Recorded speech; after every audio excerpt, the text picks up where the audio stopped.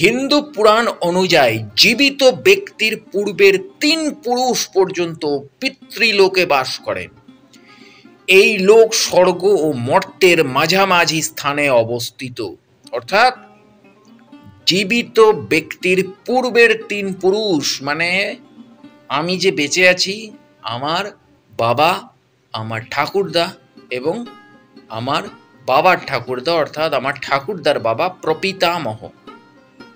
আমার বাবা আজ 10 বছর হলো নেই, তো এক্স্যাক্টলি সেই জায়গা থেকে দাঁড়িয়ে আমি এটা বললাম যে এই যে 3 পুরুষ, আমার প্রপিতামহ, আমার পিতামহ এবং আমার পিতা, এই 3 জন কিন্তু পিতৃলোকে বাস করেন। সেই পিতৃলোক যা কিনা স্বর্গ এবং মর্তের মাঝামাঝি দোদুল্যমান, এবং এই পিতৃলোকের শাসক হচ্ছেন মৃত্যু দেবতা যম। তিনি সদ্য মৃত ব্যক্তির আত্মাকে মর্ত থেকে পিতৃলোকে নিয়ে যান। এইবার পরবর্তী প্রজন্মের একজনের মৃত্যু হলে পূর্ববর্তী প্রজন্মের একজন পিতৃলোক ছেড়ে স্বর্গে গমন করেন এবং পরমাত্মার ঈশ্বরে লীন হন, এবং এই প্রক্রিয়ায় তিনি শ্রাদ্ধানুষ্ঠানের ঊর্ধ্বে উঠে যান। এই কারণে কেবলমাত্র জীবিত ব্যক্তির পূর্ববর্তী 3 প্রজন্মেরই শ্রাদ্ধানুষ্ঠান হয়ে থাকে, এবং এই শ্রাদ্ধানুষ্ঠানে যম একটি গুরুত্বপূর্ণ ভূমিকা পালন করে। বলতে পারলাম? মানে আমি মারা গেলে তবে আমার প্রপিতামহ চলে যাবেন স্বর্গলোকে, মনে হয় একটা মিউজিক্যাল চেয়ারের মতো। আমার প্রপিতামহ যখন মানে আমি যখন মারা যাব, আমার আত্মা যখন সেখানে পৌঁছবে, তখন আমার প্রপিতামহর আত্মা চলে যাবেন স্বর্গলোকে।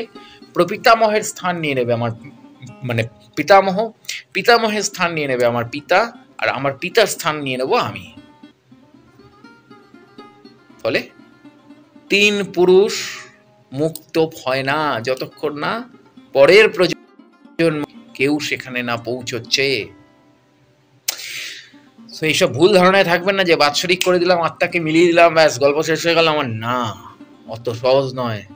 এই 3 পুরুষ ঝুলে রয়েছে, তারা আপনার কাছ থেকে খাবার খেতে চায়, আপনার কাছ থেকে পিণ্ডদান চায়, আপনার কাছ থেকে জল চায়। আসছি, আরো অনেক কিছু আছে। হিন্দু মহাকাব্য, যা হিন্দু শাস্ত্রের মধ্যে ইতিহাস নামেও পড়ে, সেই হিন্দু মহাকাব্য অনুযায়ী সূর্য কন্যা রাশিতে প্রবেশ করলে পিতৃপক্ষ সূচিত হয়। লোক বিশ্বাস অনুযায়ী এই সময়ে পূর্বপুরুষগণ পিতৃলোক পরিত্যাগ করে তাদের উত্তরপুরুষদের গৃহে অবস্থান করেন। এরপর সূর্য বৃশ্চিক রাশিতে প্রবেশ করলে তারা পুনরায় পিতৃলোকে ফিরে যান। পিতৃগণের অবস্থানের প্রথম পক্ষে হিন্দুদের পিতৃপুরুষগণের উদ্দেশ্যে তর্পণাদি করা হয়। অর্থাৎ গোটা দুর্গা পুজো আমাদের পিতৃপুরুষ আমাদের সাথে থাকে। যতক্ষণ না বৃশ্চিক রাশিতে সূর্য প্রবেশ করছে, ততক্ষণ আমাদের পিতৃপুরুষরা আমাদেরকে ছেড়ে যায় না। ভূত চতুর্দশীও একটা এখানে বিরাট ইম্পর্টেন্ট বিষয়। পিতৃপক্ষ থেকে টানা ভূত চতুর্দশী, দীপাবলি একটা বিরাট বড় একটা ভাস্ট একটা সাবজেক্ট, এবং তার সাথে সাথে আসে মৌনী অমাবস্যা, যেটা মাঘ মাসে আসে। সো এক্স্যাক্টলি এটা একটা বিরাট বড় ভাস্ট সাবজেক্ট। পিতৃপুরুষরা আমাদের ঘরে চলে এসেছে, তাদের সাথেই আমরা অবস্থান করছি, আমরা বসবাস করছি। মহাভারত অনুযায়ী প্রসিদ্ধ দাতা কর্ণের মৃত্যু হলে তার আত্মা স্বর্গে গমন করলে তাকে স্বর্ণ ও রত্ন খাদ্য হিসেবে প্রদান করা হয়। কর্ণ ইন্দ্রকে এর কারণ জিজ্ঞাসা করলে ইন্দ্র বলেন, কর্ণ সারা জীবন স্বর্ণই দান করেছেন, তিনি পিতৃগণের উদ্দেশ্যে কোনোদিনও খাদ্য প্রদানই করেননি, তাই স্বর্গে তাকে স্বর্ণই খাদ্য হিসেবে প্রদান করা হয়েছে। কর্ণ বলেন, তিনি দাতা কর্ণ, তার কাছে যে যা চাইতো তিনি উদার মনে দিয়ে দিতেন, সোনা দানা গয়নাঘাটি সব দিয়ে দিতেন খুলে খালে, এবং অবশেষত নিজের যে যে মৃত্যুঞ্জয় কবচ সেটাও দিয়ে দিয়েছিলেন বৃদ্ধ ভিখারি ইন্দ্রকে। ইন্দ্র তো ছদ্মবেশে তার কাছে এতলো নিজের ছেলে অর্জুনকে বাঁচাতে, আর সে বৃদ্ধ ভিখারিকে ছদ্মবেশ না ধরতে পেরে দেবরাজ ইন্দ্রকে তার ইয়ে দিয়ে দিয়েছিল, মহামৃত্যুঞ্জয় কবচ দিয়ে দিয়েছিল। তো যার জন্যই কর্ণ মারা গেল, না হলে কর্ণ মারা যায় মহাভারতে। তো যাই হোক, তিনি যেহেতু তার পিতৃগণের সম্পর্কে অবহিত ছিলেন, তাই তিনি ইচ্ছাকৃতভাবে পিতৃগণকে স্বর্ণ প্রদান করেননি। এই কারণে কর্ণকে 16 দিনের জন্য মর্তে আবার প্রেরণ করা হয়েছিল এবং পিতৃলোকের উদ্দেশ্যে অন্ন জল প্রদান করার অনুমতি দেওয়া হয়েছিল। এই পক্ষই পিতৃপক্ষ নামে পরিচিত হয়। এই কাহিনীর কোনো কোনো পাঠান্তরে ইন্দ্রের বদলে যমকে দেখা যায়। হিন্দু ধর্মমতে পিতৃপক্ষ পূর্বপুরুষের তর্পণ আদির জন্য প্রশস্ত এক বিশেষ পক্ষ, আমাদের কাছে যা সাধারণত মহালয়া নামে পরিচিত। এই পক্ষ পিতৃপক্ষ, ষোলা শ্রাদ্ধ, কানাগত, জিতিয়া, মহালয়া পক্ষ, অপর পক্ষ নামেও পরিচিত। তাহলে কি কি নামে পরিচিত গোটা ভারতবর্ষে এই পক্ষ? আমাদের কাছে যেমন পিতৃপক্ষ, গোটা ভারতবর্ষের অন্যান্য অঞ্চলে ষোলা শ্রাদ্ধ, কানাগত, জিতিয়া এবং মহালয়া পক্ষ এবং অপর পক্ষ নামেও পরিচিত। মহালয়া পক্ষের 15টি তিথির নাম হলো প্রতিপদ, দ্বিতীয়া, তৃতীয়া, চতুর্থী, পঞ্চমী, ষষ্ঠী, সপ্তমী, অষ্টমী, নবমী, দশমী, একাদশী, দ্বাদশী, ত্রয়োদশী, চতুর্দশী এবং সর্বপিতৃ অমাবস্যা, যা মহালয়া। হিন্দু বিশ্বাস অনুযায়ী যে ব্যক্তি তর্পণে ইচ্ছুক হন তাকে তার পিতার মৃত্যুর তিথিতে তর্পণ করতে হয়। হিন্দু বিশ্বাস অনুযায়ী যেহেতু পিতৃপক্ষে প্রেত কর্ম বা শ্রাদ্ধ, তর্পণ ইত্যাদি মৃত্যু সংক্রান্ত আচার অনুষ্ঠান পালিত হয়, সেই হেতু এই পক্ষ শুভ কার্যের জন্য প্রশস্ত নয়। এই সময়টা কোনো শুভ কার্যের জন্যই প্রশস্ত নয়। দক্ষিণ ও পশ্চিম ভারতে গণেশ উৎসবের পরবর্তী পূর্ণিমা অর্থাৎ ভাদ্র পূর্ণিমা তিথিতে এই পক্ষ সূচিতা হয় এবং সমাপ্ত হয় সর্বপিতৃ অমাবস্যা অর্থাৎ মহালয়া অমাবস্যা বা মহালয়ার দিনে। উত্তর ভারতে ও নেপালে ভাদ্রের পরিবর্তে আশ্বিন মাসের কৃষ্ণপক্ষকে পিতৃপক্ষ বলা হয়। পিতৃপক্ষে পুত্র কর্তৃক শ্রাদ্ধানুষ্ঠানে হিন্দু ধর্মে অবশ্য করণীয় একটি অনুষ্ঠান। এই অনুষ্ঠানের ফলেই মৃতের আত্মা স্বর্গে প্রবেশাধিকার পান। এই প্রসঙ্গে গরুড় পুরাণ গ্রন্থে বলা হয়েছে, পুত্র বিনা মুক্তি নাই। যদিও এই কথাটা শুনে অনেকেই বিরোধিতা করবেন, কিন্তু এটিতে গরুড় পুরাণ মতে বলা হয়েছে।